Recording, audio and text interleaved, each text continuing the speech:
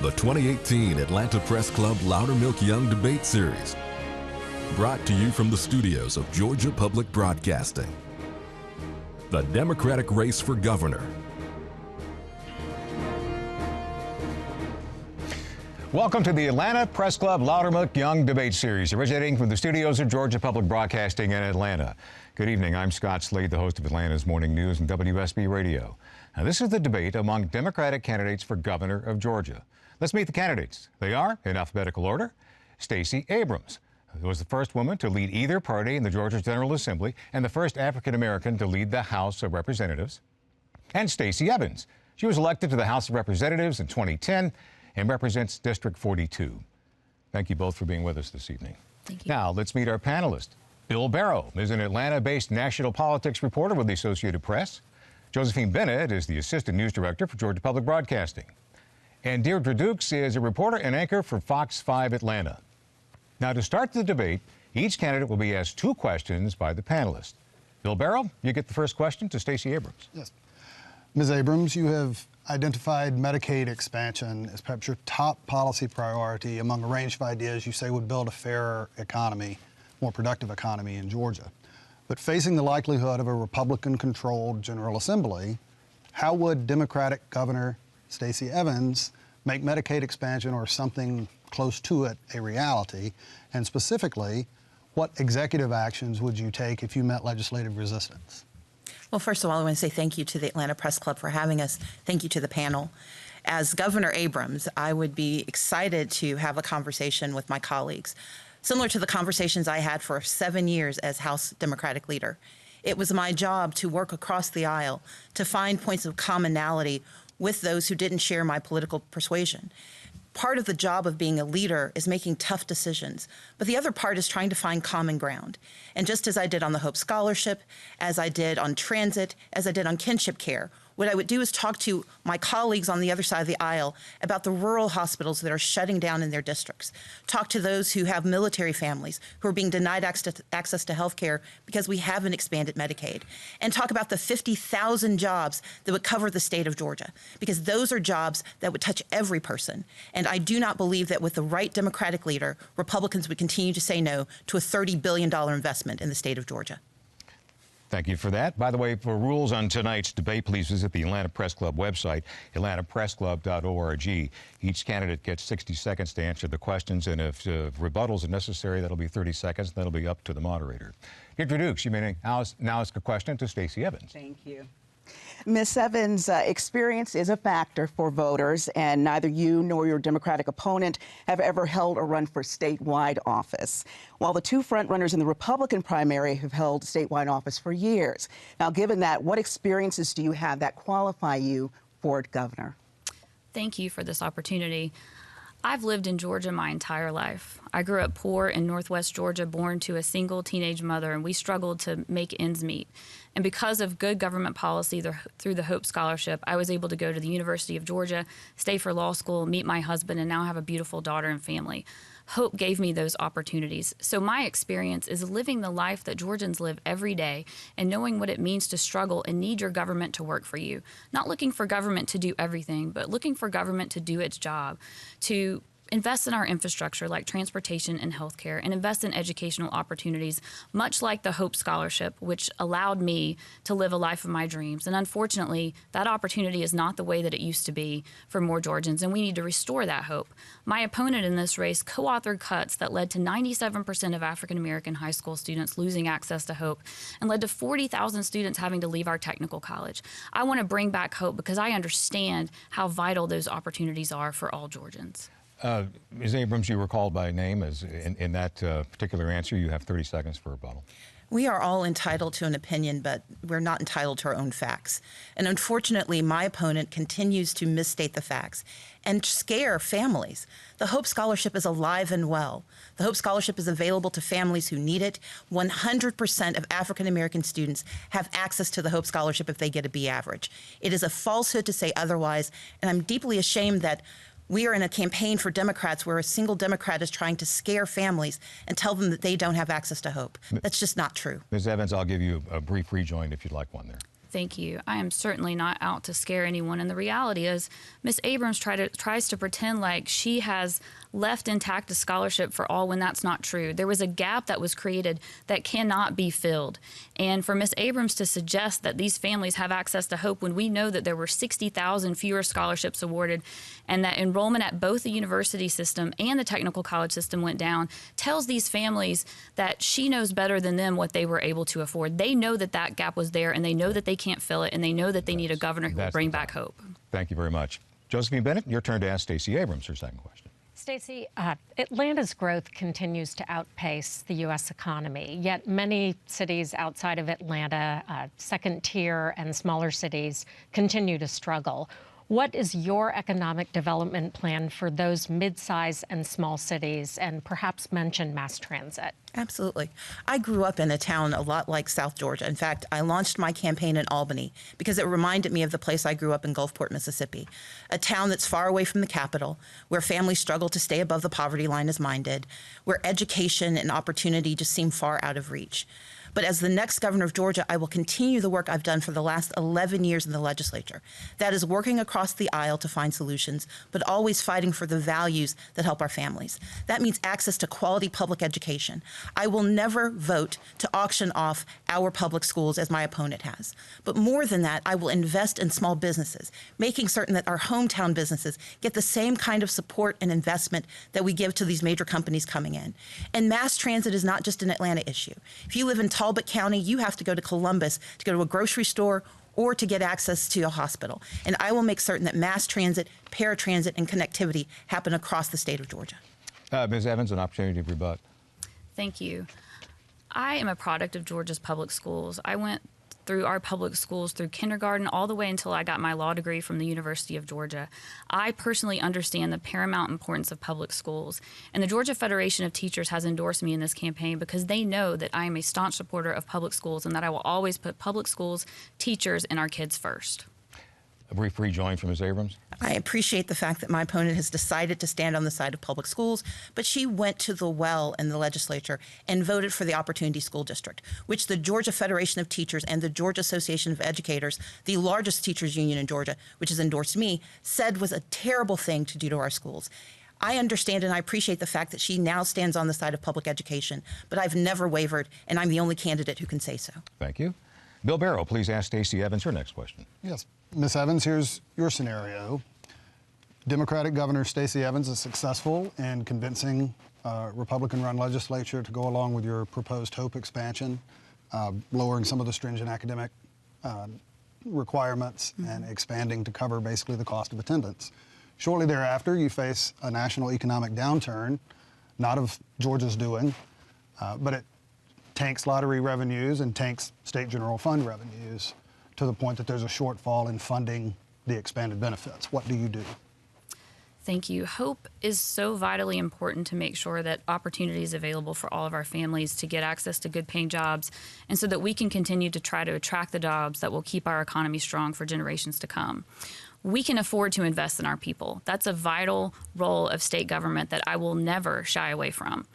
For example, technical college was always worth the cost and was never out of our reach, even when cuts were made in 2011 by Republicans and my opponent in this race. It would cost $20 million right now to restore tuition-free technical college to the way that it was prior to the cuts in 2011. We have $60 million new dollars coming into the Lottery for Education Fund every year since 2011 that we haven't been spending. It is a small price to pay for us to keep families coming through our educational system, keep them coming through the pipeline to get to good-paying jobs and pay into our tax revenue. I see this as an investment and not as an expense. Ms. Abrams, you were mentioned in that comment. You have a 30-second rebuttal. I do. And that's exactly the situation we faced in 2011, where revenues were low and expectations were high. And that's why I went to work to fight Republican attempts to impose a state-wide universal standardized test requirement. But it's not just about those going to college. It was also about the 4-year-olds who needed access to pre-K. And it was under my leadership that we saved pre-K, we saved remedial courses for technical college, and we guaranteed that 100% of students who had a B average could continue to receive the HOPE scholarship. And a brief rejoin, Ms. Evans, do you have one? Absolutely. First of all, it's absolutely not true that those who have a B remained able to get a full tuition Hope Scholarship. That's patently false. There was never an across-the-board SAT score requirement discussed, and we could have saved the Hope Scholarship to make sure that those who needed it the most, those that would not otherwise be able to college, that were like me growing up and simply could not have gone, could not have made a 1200 SAT, were still able to do it. And pre-K is important, but it was those pre-K teachers coming to the school and demanding that we restore a full day that led to those the pre-K day being saved. That will do the time there. Thank you very much. And that concludes the first portion of the debate. The candidates will now ask each other 3 questions. Each candidate will have 30 seconds to ask the question, 60 seconds to respond, and 30 seconds for rebuttal. By random selection, Stacey Abrams, you may ask the first question to Ms. Abrams. Thank you. Ms. Abrams, as a Democrat, why did you not publicly endorse Keisha Lance Bottoms for mayor during the runoff? As a Democrat, I believe in absolutely supporting candidates. But I also recognize that there's politics involved in politics. And the day that I was in discussions with Ms. Bottoms' campaign, she offered a tentative endorsement of you. That conversation and that tentative endorsement, while it hasn't come to full fruition, was sufficient for me to know that I could support her as a voter, but that I was not going to step forward and support her as an endorsement. She and I had a conversation about it, and she and I remain in contact. I do not believe that I've harmed her campaign in any way, but what I will say is that I have invested more money as the Democratic leader in Georgia in hiring and electing Democrats than anyone else. And I stand proudly by the record of flipping 6 Republican seats back to Democratic seats. And I stand with the mayor of Atlanta every single day as she does the things that I think we need to do, including ending cash bail, expanding access to education, and making certain that all of our children have the freedom and opportunity to thrive. Ms. Evans, you have 30 seconds for a rebuttal. Sure. The fact is that true progressives in Atlanta and all across the state of Georgia rally behind Ms. Bottoms to get her to a narrow victory. She was the only self-declared Democrat in the race. Whether my opponent endorsed Ms. Bottoms or not, I would have been there for my fellow Democrats. It's important that we stand together at all times and not just when it's convenient or politically expedient for us. And I find it really hard for my opponent to reconcile her claims that she's the true progressive in this race. When progressives and Democrats needed her, she stood silent. Okay. Stacey Abrams, you may now ask a question to Ms. Evans. In 2008, the state of Georgia expanded vouchers through the student scholarship organizations. And the Georgia Federation of Teachers, the Georgia School Board Association, and others filed a lawsuit because these are backdoor vouchers that call themselves scholarships but divert millions of dollars from the public education system. You have said publicly that you will not repeal these vouchers. Can you explain how you can stand on the side of public education and yet agree to divert almost $100 million per year from public education? This is a distortion of my record, and my opponent has continuously misrepresented my record. And PolitiFact has even called her out on that fact and made clear that some of the things she is saying, including what she's saying about vouchers, is simply not true. I have never voted for vouchers, and I never will. I stand on the side of public education because I personally know how important public education is to getting students access to the opportunities that they need. There are no vouchers in Georgia.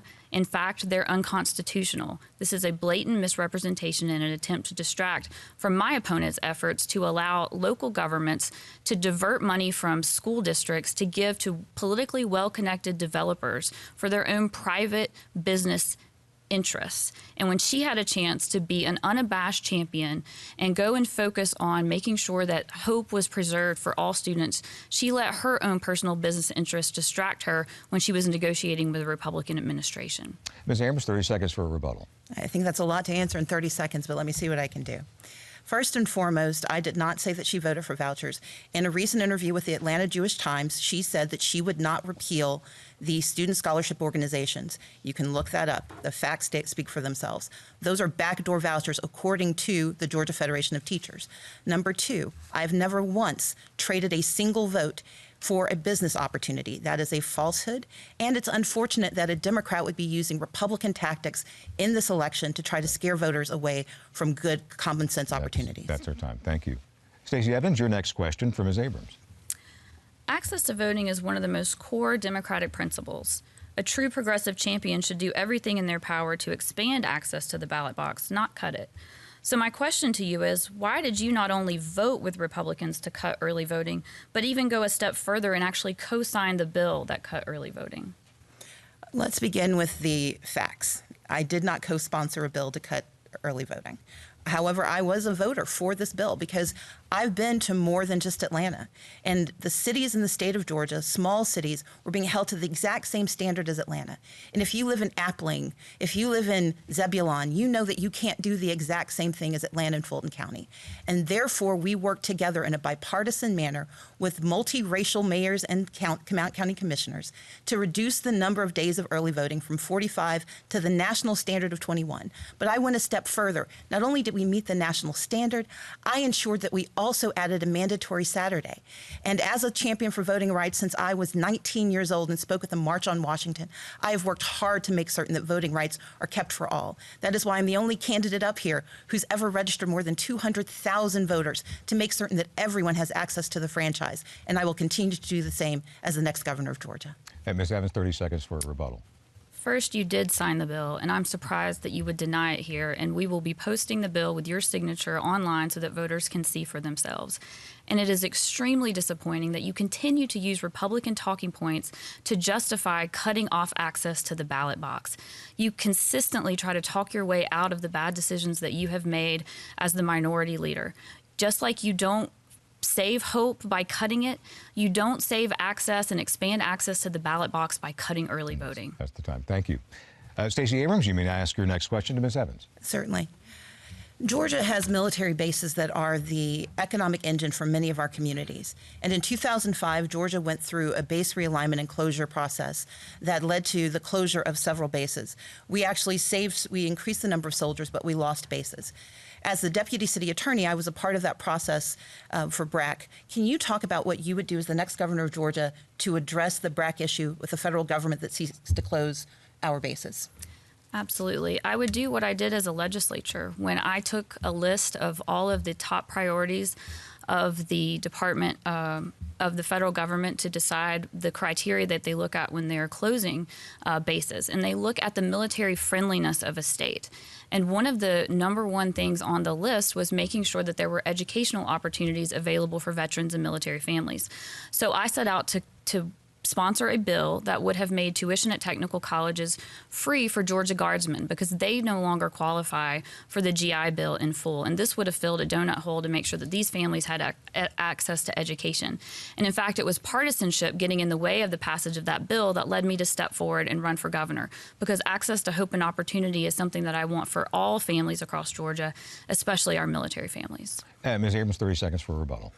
As the House Democratic leader, I led a bipartisan coalition led by Democrats to pass several bills that made Georgia move up the ranks and ensure that we will not face as many BRAC closures as we did in 2005. And as governor, I will create a military council that is funded and invested in making certain that every access is available.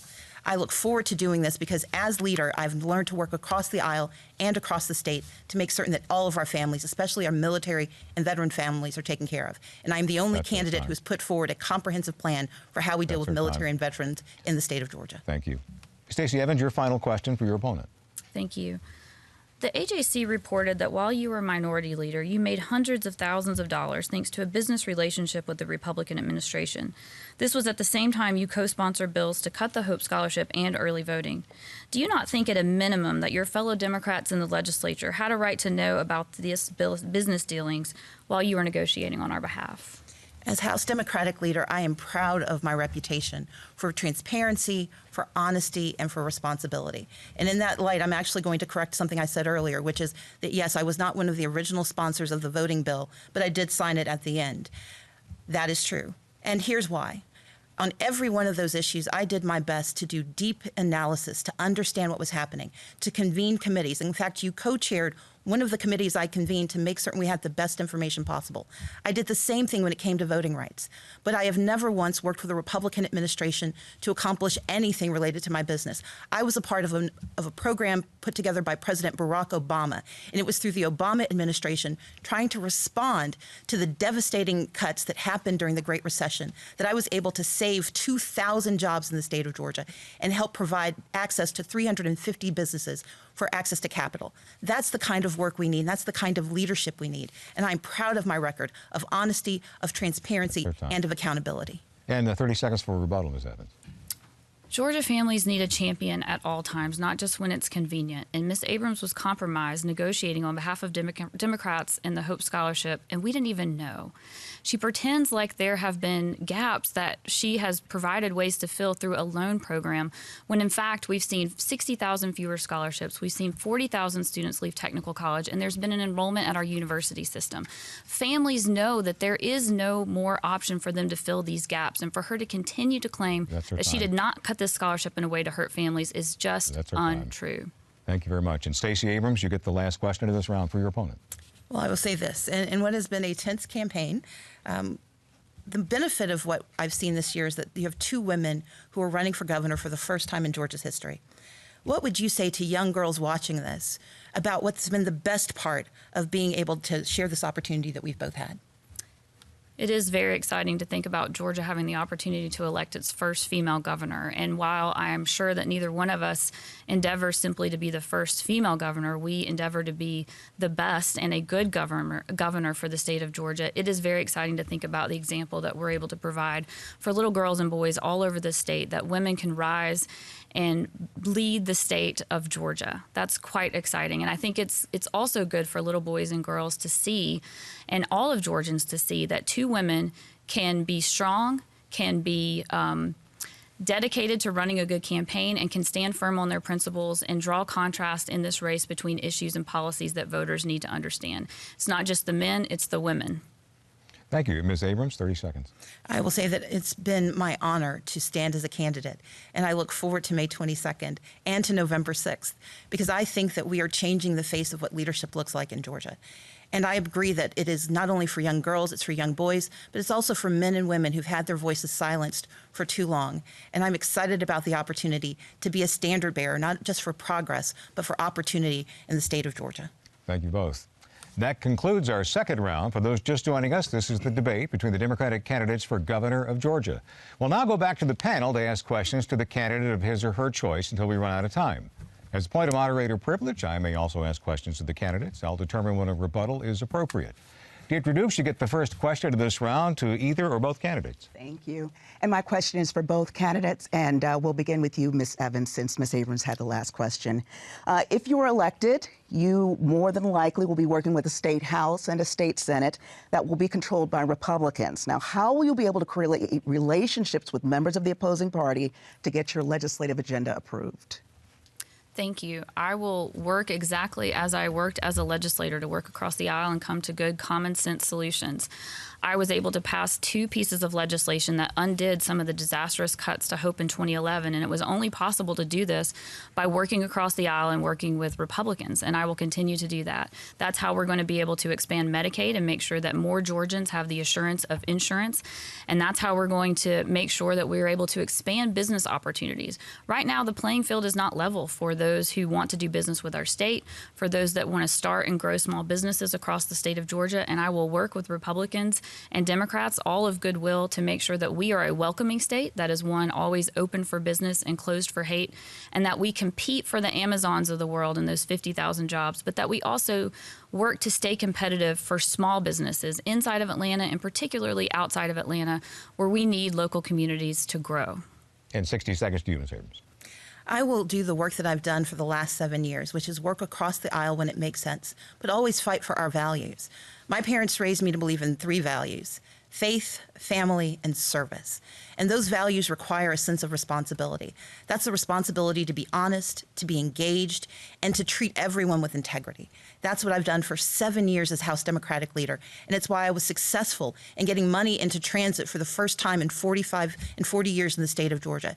It's why I was able to get $15 million a year added for families who are raising children who are not their own, much like my parents are raising my niece.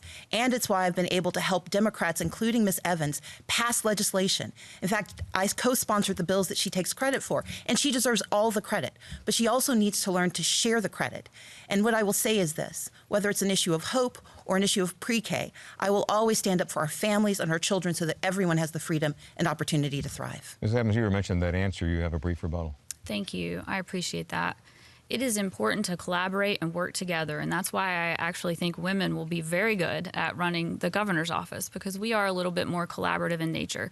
But it's very important just because we're in a situation now where we're running for the same office, that Ms. Abrams tries to take credit for the hard work that I put in. I got to the state legislature coming as someone who had benefited from the Hope Scholarship and had everything in my life because of that. I didn't need anybody to tell me to fight to save that Hope Scholarship program. I went to work day one to doing that, and I'm very proud of the work that I did. And it's not to say that we didn't work together on other things, because we did. But it's important that the facts are known. Thank you. Josephine Bennett, your turn to ask a question. I'd like you both to answer this question, and we will start with Stacey Abrams. You're both pretty similar when it comes to policy. You both want to expand Medicaid, allow women to make choices about their reproductive health, and do not support so-called religious freedom legislation. What do you disagree on besides the way Hope was handled in 2011? I agree that we have a larger set of disagreements, and one is guns. My opponent I'm proud to say, has come on board with thinking that SB 350, a bill that required law enforcement to put guns back on the streets, was the bad idea. But I didn't have to be convinced, and I've only ever gotten D's and F's from the NRA because of my position on guns. She and I also disagree on education writ large. She continues to misstate her position on vouchers. And because even though they are a scholarship organization, we are diverting money from the state coffers, sending it to private schools. That is a distinction between us, and it's an important one, because that $100 million could be used to help our families, to raise teacher pay. Those are $100 million and 100 million reasons for us to repeal that bill and put those dollars back into our coffers and back into the hands of our educators. And 60 seconds to Ms. Evans. Thank you. There are real differences in this race, but our stance on public education is not one of them, as we've already discussed, and our stance on guns is not one of them. I am proud to have a gun sense candidate distinction from Moms Demand Action for my work in recognizing the importance of gun safety. I voted against guns everywhere. I voted against guns on campus, and she mentions one bill that I voted with, along with several progressive champions, including Senator Vincent Fort and Senator Nan Orrock.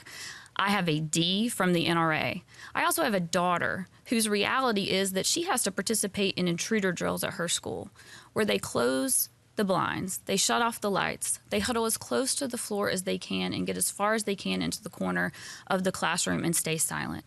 That is not a society that I want my daughter or any of our kids to live in. And for my opponent to suggest that I would do anything to harm or put my daughter in a less safe situation, or her friends, or any child in the state of Georgia, is simply hurtful. And these contrasts are pretty important. I'm going to allow rebuttals from both of you. So 30 seconds to you, Ms. Abrams. Thank you. And I absolutely agree that our children need to be safe. My point is this. Being a leader is about decision making. It's about taking in good information and bad information and making the best choice possible. And when it comes to guns, I have never made the wrong choice. I have been endorsed by Moms Demand Action. I've been endorsed by Gabrielle Giffords. I've been endorsed by Giffords Courage because of my consistent record on these issues. I've been endorsed by the Georgia Association of Educators because of my consistent record on education. I've been endorsed by the Georgia Association of Family Physicians because of my consistent record on health care. That's our time. The consistency that I hold is why I should be the next governor of Georgia, because I make strong decisions and I stand by them. Thank you very much. And a 30-second rebuttal to you, Ms. Evans.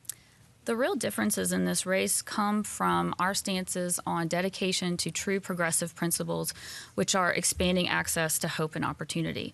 One of us fought consistently to save hope. One of us voted to gut it. One of us voted to ensure that the ballot box was available to more by voting against cuts to early voting. One of us co-sponsored a bill to cut early voting.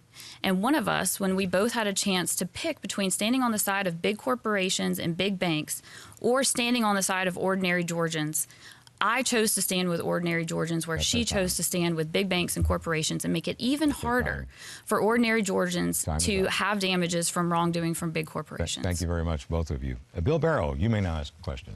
Let's try to drill down on guns a little bit. The Supreme Court has affirmed the individual right to bear arms, but has also made clear in those same decisions that states still have the freedom to regulate in this arena. Please get specific on what kind of weapons, ammunition, and accessories you think the state of Georgia should outlaw, and what of those do you think you could get through the legislature? You want both candidates to answer that? Yes. Okay. Ms. Evans, 60 seconds. Ms. Evans, start with you. Thank you. I think that we need common sense gun safety regulation in this state. I think that we should have universal background checks. I think that you should be 21 to buy a weapon. I think that we should ban bump stocks and silencers and high capacity magazines. And I want to start by making sure that we get the guns out of homes when there is a protective order in a domestic violence situation. As someone who watched her mother get beat up repeatedly as a young child, I shudder to think what would have happened if there had been guns in our home, and I want to make sure that no child has to worry about this in a domestic violence situation. And I think that's something that folks of goodwill on both sides of the aisle can agree with, so that we can get a win on this issue and start down the road of good common sense gun regulation. And 60 seconds to you, Ms. Abrams. Ms. Evans and I agree completely on this. We agree that we have to protect families, that we have to make certain that weapons aren't in the hands of violent predators. I think we have to go a step further. One of the reasons for expansion of Medicaid is that we need to provide access to mental health supports and substance abuse treatment throughout our state in a comprehensive way that we have never done. I also believe that it is critical that we have a 3-day waiting period. I recently met a mother, Ms. Barbara Spencer, whose daughter left Georgia Tech's campus and went to a pawn shop and purchased a weapon and killed herself before she got a message from her mother that she was on her way. That 3-day waiting period could have helped that young woman deal with her depression and still be with us today, being a graduate of one of our top universities. We have to do a comprehensive job, and I think that we can begin by repealing campus carry. As leader, I know that there are a number of Republicans uncomfortable with that the passage of that bill, and I believe that as governor, we could push to have that bill repealed in my first year in office. Thank you both. Next question from Deirdre Dukes. My question is for Ms. Evans. Ms. Evans, your opponent, Ms. Abrams, has received the endorsement of Emily's List, NARAL, and Planned Parenthood. Now, does this at all reflect on your record on women's issues, and what would you like the membership of those organizations to know about your record? 60 seconds. Thank you. I have been a staunch advocate for the freedom of choice and access to reproductive freedom, not just as a legislator, but as a young attorney. Georgia has judicial bypass laws. We have a law that says that if you are a minor, you have to notify your parents before you can access abortion services. Well, for some young ladies, this is not a possibility because they don't know where their parents are. Their parents may be incarcerated, and they simply can't get that notification. So as a young lawyer, I helped young women who needed to access the state's judicial bypass process to get access to the reproductive freedom that they had the right to receive. And as a legislator, I made sure that I wasn't just voting against bills that would have harmed access to choice, but that my voice was always heard. And that included during my second session when I was actually pregnant with my daughter and giving birth on a day that the legislature debated the bill that limited women's access to reproductive health to 20 weeks. Even though I couldn't be there in person, I recorded a video message that played on the House floor because it is very important that our voices are heard, and I wanted mine to be heard on this issue. Thank you very much. Josephine Bennett, next question. This is a question for both of you, and Ms. Evans, if you could answer it first. Either way, the winner of this race will likely go into November, the election, as an underdog. Why do you stand a better chance of winning in November than your opponent? 60 seconds. Thank you. There are two competing strategies on display here in this Democratic primary for governor. I am the candidate running the only race that can win in November because it's the only strategy that focuses on the entirety of Georgia. I believe that we have to do three things. First, we have to get Democrats and progressives out to vote like we never have before, because if you don't get your team on the field, you can't win the game. But once you get on the field, you have to not just run one play. You have to play defense and you have to play offense. That's why I want to go into the suburbs of Georgia and talk to moderate voters about why progressive policies like restoring tuition-free technical college and expanding Medicaid will not just help individual families, but will help our economy. And I know that when we do that, we will get votes. And I know this because I've done it before. In my last re-election to the state house from my suburban Cobb County House district, I outperformed Hillary Clinton by 12 points. 12 points worth of moderate Republican voters who voted for me, even though I had a Republican opponent who was supported by, it seemed, every organization under the sun. And we also have to compete in rural Georgia because those families want progressive policies to help their kids get to college as well. Okay. Folks, I remind you, we do have time limits, 60 seconds for the big answers, 30 seconds for rebuttals when they are whispering to me in my ear. So I'm not trying to be rude, but I want to make sure everyone gets their time. We're just very excited about sharing our messages. Well, okay. That's fair enough. All right. And Ms. Abrams, 60 seconds to you. We do have a different strategy. My strategy is grounded in 11 years in the legislature and 7 years as Democratic leader, where I led Democrats to flip 6 Republican seats by talking to everyone, urban, rural, suburban. I've also done the work of making certain that my campaign has already reached out to more than 1.2 million voters. I'm running a strategy that assumes there is no Democratic base, but there is an opportunity for a coalition that looks like Georgia. That is why I have 10 offices around the state and why I've held more than 250 events. Urban, rural, suburban. I've worked with the Latino community, the Asian community, the Muslim community, African American community, the white community, because I understand that we have to knit together a coalition for Democrats to win. But I'm also the only candidate who has done this work, not just for myself, but on behalf of other members of the Georgia General Assembly. And under my leadership, we prevented a supermajority in the House for the entirety of my tenure as leader. Bill Barrow, next question to you. Yes. For both candidates, and we can go back to Ms. Evans to start. You've both said in previous debates that you would use the governor's office if you thought necessary to oppose some kind of order from the Trump administration with which you disagreed, if you thought they were not on sound legal footing. Can you tell us specifically, is there such an action that you have already seen come out of the administration that you, had you been governor at the time, would have taken legal action to try to resist? Well, I think that the man in the White House has upset a lot in this country. He has worked to divide us when there is much more that unites us. And so I find a lot of what comes out of the White House disturbing and unnecessarily divisive. And I will be fighting against that as much as possible, as much as legally possible as governor. But here's the thing. What I want to do is look to the future, because I know that in 2020 we can make sure that Trump does not have an invitation to return to the White House, and that we can again start focusing on those issues that unite us rather than divide us, and we can build a kind of state and the kind of country where we all can live, work, and play and live out our God-given potential. Ms. Abrams, 60 seconds. I would absolutely disagree with the announcement made by Lieutenant Governor Cagle that he would send the National Guard down to the border. I think that is a wrong-headed use of our National Guard, and I think it's a demonization of the people who live within our state. As someone who's fought against anti-immigrant legislation, who protected immigrants within our communities, I will always stand up and say that that is wrong. I fought when the Muslim ban came down from the occupant of the White House. I created as leader Georgia Resist, a website to help organize families across the state of Georgia to respond, because I know that progressive values belong to everyone. We all share a belief that our law enforcement should protect and serve and should never be used to harm our families. And so, yes, I would absolutely disagree with Casey Cagle and with his determination that we should send the National Guard down to the border. I have a question for you both, 60 seconds each to answer. Let's say the legislature sends you a religious liberty, piece of religious liberty legislation, even one that may mimic the one that was passed during the Clinton administration, word for word, federal law. What do you do as governor about that, and why? Ms. Abrams, we'll start with you. Well, first, it would not make it to my desk because I would make it very clear that a veto would be coming. In fact, I worked with both Governor Deal and with David Ralston, the Speaker of the House, to try to prevent such a bill from coming out in 2015.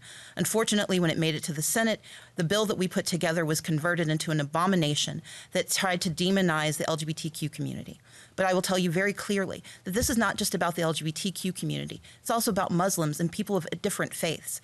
I am a deeply religious person. I come from 2 parents who were ministers, and I support the authority of my church, but my church should not intervene in the operations of the state. And so not only would I veto that legislation, but I would be the strongest and loudest opponent to that legislation ever getting a committee hearing under my watch. And 60 seconds to you for that, Ms. Evans. Any such bill would get an automatic veto. And in fact, I plan to walk around the halls of the Capitol with a pin over my ear so that everyone knows that a veto would be coming for any bill that masquerades around in the name of religious liberty, but is really just a license to discriminate. Because we have to keep Georgia a state that is open for business and closed for hate. And if any legislation like this were to pass in this state, we would have our economy going in exactly the wrong direction. All the work that we have done to welcome the film industry and other industries would be lost. So it is vitally important that the next governor makes it very clear that they will not support this legislation. And unfortunately, the top vote getters on the other side of this governor's race seem to be content on tanking our economy to pander for politics. But it's not just enough to veto this dangerous discriminatory legislation. We have to be proactive. And as governor, I would push for comprehensive civil rights protections, just like I did as a state legislature, to protect against discrimination in public accommodations and employment, to protect all citizens of Georgia. Thank you very much. Deirdre Dukes, next question. Thank you. And my question is for Ms. Abrams. Ms. Abrams, a number of articles have come out in recent weeks about the 2015 Republican redistricting that's now being challenged by the NAACP as racially biased. And there seems to be confusion about how the redistricting effort unfolded, and a Republican legal brief even claims that your role in supporting the redistricting should undermine the NAACP challenge. Can you please tell us how this all played out in 2015? Certainly. Let's begin by saying that it's shocking that the Republicans may be misleading when it comes to issues of gerrymandering. The reality is that gerrymandering happens every 10 years. That's part of the redistricting process. And I fought against that so vehemently that I actually told every member of the Democratic caucus that I would challenge them and would put opponents against them in their primaries if they voted for the 2011 redistricting bill. In 2015, a number of Democrats and Republicans in safe seats sought to have their districts redrawn a little bit, meaning they wanted to move a precinct here or a street there. Based on that information, I agreed to help my Democratic members move that legislation. When that legislation made it to the other side of the aisle, once we got it through the House, we discovered that the Republicans had slipped in 2 additional districts, 105 and 111. I immediately alerted my Senate Democrats. They fought against that bill, and when that didn't work, I called the NAACP. I called the Democratic Legislative Campaign Committee, and I worked with Eric Holder to file this lawsuit. It is deeply disingenuous to suggest that I had anything to do with redistricting to hurt people of color in the state of Georgia. Thank you very much. Josephine Bennett, next question for you. This is a question for both of you, and Ms. Abrams, if you could go first. You're both in favor of expanding Medicaid. How do you plan to pay for it? One way that we can pay to expand Medicaid, which would cost about $156 million in year one, is by repealing the private school vouchers that are known as the student scholarship organizations. But we have other sources of revenue. We have tax loopholes that amount to more than $500 million that could be closed. We also have an online sales tax and a streamlined sales tax process that I've been a part of moving for the last 11 years that should generate about $1.5 billion in the state of Georgia when fully implemented. Those dollars are more than sufficient to not only expand Medicaid, but it's also enough to make certain that we're investing in education, that we're investing in small businesses, that we can do the work of leading the state forward. I'm deeply disappointed that the state of Georgia has diverted money that could have gone to put money back into families' pockets by slashing this year by implementing parts of the federal income tax bill. But I do know that as the next leader of the state of Georgia, I will invest our dollars where they belong, and that's in the families that we have in the state of Georgia. And 60 seconds to you, Ms. Evans, on that. Thank you. I lived much of my life without health insurance, so I know that the fear that not having insurance invokes in families. We simply cannot afford not to expand Medicaid and cover more Georgians with the assurance of insurance. We've had 8 hospitals close in this state since we made the immoral decision not to expand Medicaid. A lot of those hospitals being in rural communities where losing a hospital means not only losing access to health care, but also losing access to jobs. We cannot afford to continue down this path. If we can find $1 billion to attract Amazon, and I hope we get Amazon in those 50,000 jobs. I hope that Casey Cagle's reckless threats against Delta has not ruined that opportunity for us. But if we can find $1 billion to attract Amazon, we can find the money that we need to invest in expansion of Medicaid, which will also create 50,000 jobs and return $8 to $9 for every dollar that we invest. But it's not just enough to expand Medicaid. We have to root out fraud, waste, and abuse in our system that keep costs too high. And as an attorney, I fought against Medicare fraud to return over $300 million to the taxpayers, and I'll bring that same fight to the state of Georgia as governor. Thank you very much. Bill Barrow, next question. Building on that answer, start with Ms. Evans, and if Ms. Abrams wants to jump in. You mentioned the estimated $1 billion package for Amazon. That's part of a decades-long trend of state and local governments putting together incentive packages for businesses. The film industry in Georgia is an example there. Is there a point in that trend at which you would draw the line and say, no, we're not going to do that? When does that become a bad thing of, as many politicians like to say, picking winners and losers? 60 seconds to you, Ms. Evans. What we've got to do is make sure that every Georgian has access to a good paying, dependable job. And attracting companies like Amazon is a step in that direction. We need to be competitive for these opportunities, but we also need to be competitive for small business opportunities and growth across this state. And I think that what we need to do is make sure that whenever we are offering tax incentives to companies, that we get the benefit of the bargain.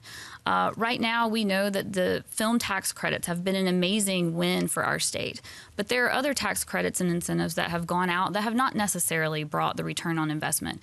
And we right now have no commission in permanent place to look at this and make sure that Georgians are getting what they were told they would get. So as governor, I will implement a commission so that we stay on top of what we have offered out in terms of tax revenue incentives and credits to make sure that we're always getting the benefit of the bargain and that Georgians are always put first. If I could jump in with a specific follow-up. Sure. Would you require clawback provisions for any deal you were a part of?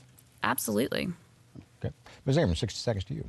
So as a member of the Ways and Means Committee and as Democratic leader, I actually introduced multiple pieces of legislation on tax accountability for exactly this reason. We know that we have hundreds of millions of dollars that are being wasted on tax incentives that are not producing results. If we want to invest in educating bold and ambitious children, if we want to build a thriving and diverse economy, we have to have the money invested where it should be.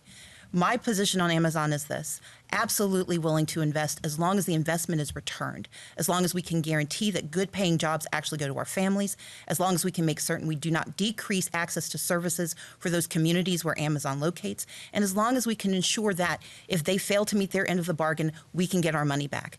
But we also have to use the revenue that comes from Amazon to invest in small businesses. That's why during the Great Recession, I was so proud to work with President Obama to increase access to capital, because I know that access to capital for small businesses is the only way they can meet their obligations and build the kind of jobs we not only from Amazon, but from 5,000 small businesses across the state of Georgia. Do you have a follow-up question there? You good?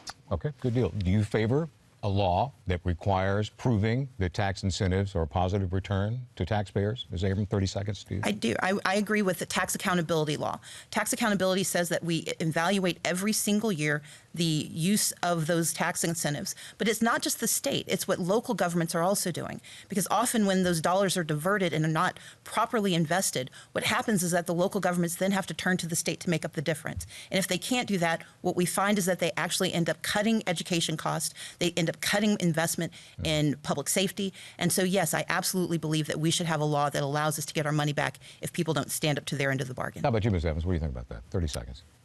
As a small business owner and attorney, when you make a contract, you've got to live up to your end of the bargain. And it's no different when it's two companies negotiating or two people negotiating, or whether it's a state government and a corporation. So absolutely, we will hold companies accountable for the promises that they make, and so that all of our tax dollars are always going to their highest and best use. Thank you very much. Deirdre Dukes, next question. My question is for both candidates. At this time, what do you see as the biggest challenge facing our state? And Ms. Abrams, I'll begin with you. I think Medicaid expansion is the solution to the largest problems facing our state. We have an economic mobility challenge in Georgia. I grew up in a family where my mom had a college degree and had a degree in library science, but made less money than the janitor. My father was a shipyard worker because he had a learning disability that didn't allow him to get a job in an office. And so my family, despite having college educations, struggled to make ends meet. College is not the solution to everyone, but Medicaid expansion offers us three real things. One, it provides access to health care so that nobody working in Georgia risks going hungry trying to pay a doctor's bill. Number two, it allows us to invest in education because that will increase the bottom line in a lot of our counties by returning jobs to those communities. 56,000 jobs. But it also is about making certain that we build a statewide network of mental health and substance abuse so more of our families are going to jobs and going to work and not going to prison because they simply are too sick or have mental health concerns. Ms. Evans, 60 seconds to you. Thank you. The biggest factor and fear that most Georgians live with is not having access to opportunity. For some, that may be not having access to higher education. And the Cuts to Hope scholarships made it so that more are not having the same opportunity that I had to go and be the first in my family to go to college and get on to an amazing career. So we need to restore tuition-free technical college, and we need to return the original promise of hope. But it's also that opportunity to have health care access. We've got to expand Medicaid and cover more Georgians with insurance. Those are top priorities. We've got to make sure that every Georgian has access to a good-paying, dependable job. Georgia has the lowest minimum wage in the entire country, $5.15 an hour. Waiters and waitresses make the same $2.13 an hour that I made when I waited tables to feed myself in the late 90s. I know that we can do better than that. And children deserve, no matter where they live in the state, to have access to a high-quality public education. And right now, we know that there are a lot of issues that are keeping children from focusing in the classroom that have nothing to do with the classroom. That's why I'll invest in community school models to help all of our kids. Thank you very much. Josephine Bennett, next question to you. We have about 3 minutes left in this round. Okay, quick question for both of you. What are your priorities for mass transit across the whole state? I believe that we have to invest in mass transit, and as the leader in the Democratic House, as a Democratic leader, I was responsible for getting $75 million put into mass transit for the first time in Georgia's history. I will continue to do that work because it's not just about work and jobs. It's also about seniors being able to age in place. It's about those who are disabled having access to paratransit. It's about rural communities being connected to one another and connected to Atlanta. It's about making certain that our investments yield benefit. And as someone who went to the governor's mansion when I was 17 years old, we didn't make it there in a car. We went there on MARTA. MARTA got me to the governor's mansion, and it will be the first priority that I have when it comes to transportation when I become the next governor of Georgia. 60 seconds to you, Ms. Evans. Thank you. Atlanta's economy and Georgia's economy are what they are because we took bold action and we had bold leaders who were willing to invest in transportation infrastructure, particularly the Atlanta airport. Investing in creating an international airport allows us to be a leader in the economy in the Southeast. And if we're going to continue our place of prominence, we've got to continue to be bold, and we've got to continue to make strong investments in infrastructure. I believe that starts with a coordinated regional mass transit system for Metro Atlanta. I think the county-by-county system has not served us well, and I think that the voters of Fulton and DeKalb have for too long paid more than their fair share. I want to rectify that situation as governor. But I want Georgia to know that transit is not just an Atlanta thing. And I spent almost equal parts of my life inside and outside of the perimeter. And I know that the world doesn't end at the edge of 285. And I want all Georgians to know that transit is not just an Atlanta thing, it's for all of Georgia. And that's why I want to invest in a commuter rail line system that will connect smaller cities to each other and to Atlanta so that all are able to access transit. There's time. Thank you very much. And Bill Barrow, you get the final question. We can even make this a yes/no if we want to. We have a little time. All right. The Supreme Court this week ruled that states should be free to legalize sports gambling so that it's not all domiciled in Las Vegas. So should Georgia get in the game? And Ms. Evans, we'll start with you. Yes, absolutely. As long as we dedicate the revenue from any type of gambling to fill in gaps of opportunity, which to me means investing in needs-based aid. As someone who never could have afforded to go to college without the scholarship opportunity of Hope, I want to make sure that we are closing the gap when it comes to those who need access to education and needs-based aid. That's the only way we're going to get more kids into college, and it's the only way that we're going to continue to make sure that we've got a workforce for all. Because right now, your chances of going to college have almost everything to do with the family that you're born into, and I don't want that to be the reality for all of Georgia's children anymore. Ms. Abrams, 60 seconds to you. I agree that we have to think about expanding access to gambling, but what I would say is that because sports betting is different, sports betting actually involves multiple teams in multiple states and different jurisdictions. I actually think we need to wait for and push for uniformity across states, because otherwise we run the very real risk of creating a new problem to solve an old one. But when it comes to gaming as a general revenue source, I'm open to passing legislation to do so. However, as leader, I block that legislation every year because they refuse to put into the constitutional amendment that the funds would be dedicated to need-based aid. As someone who's championed hope for college students, hope for technical students, and for pre-K kids, I believe that we have to invest. That's why any student going to college at UGA right now with a B average will get $29,000 over the course of her time at UGA from the Hope Scholarship. Yes, it's a little bit less than someone who has the Zell Miller, but it's absolutely nearly a full scholarship, and I'm excited about the opportunity to provide need-based aid and full scholarships to every student so that we can expand hope. Thank you very much. Thank you both. That's all the time we have for questions. Each candidate will now have 60 seconds for a closing statement. And Stacey Abrams, you get the first closing statement. Well, I again want to say thank you to the panel. Thank you to Mr. Slade.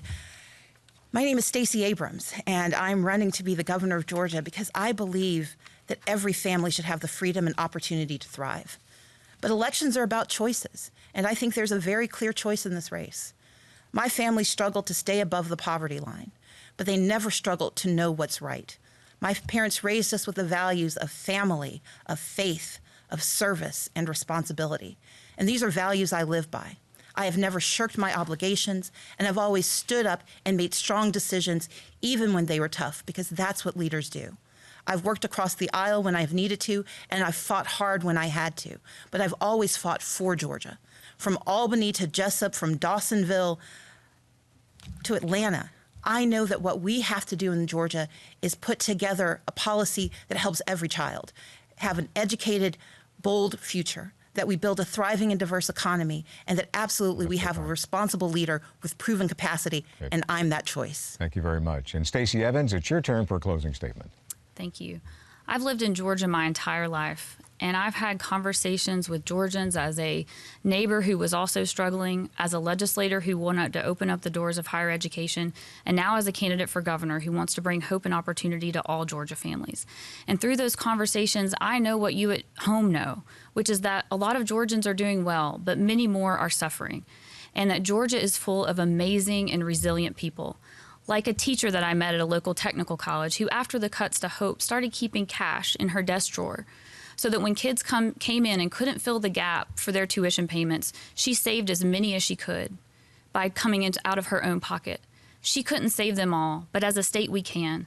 I will be a governor that will never refuse to do everything that I can to open up the doors of opportunity, whether that means restoring tuition-free technical college, expanding Medicaid, raising the minimum wage, or making sure that our public education system lives up to the promise of all of our young people. I will fight tirelessly to bring hope and opportunity to all Georgians. Thank you both, and thank you for your service to our state. Thank you. We appreciate that. And that concludes our debate. We'd like to remind voters that the primary elections will be held on Tuesday, May 22nd, and early voting ends on May 18th. Our thanks to the candidates, to our panel of journalists. We'd also like to thank the Atlanta Press Club for arranging tonight's debate. For more information about the Atlanta Press Club and all of the debates they're hosting this primary season, just visit atlantapressclub.org. Now, this debate will be archived there and on Georgia Public Broadcasting's website, gpb.org. I'm Scott Slade. Thanks for joining us for the Atlanta Press Club Loudermilk Young Debate Series. The Republican candidates will be here on Thursday night. Have a great evening.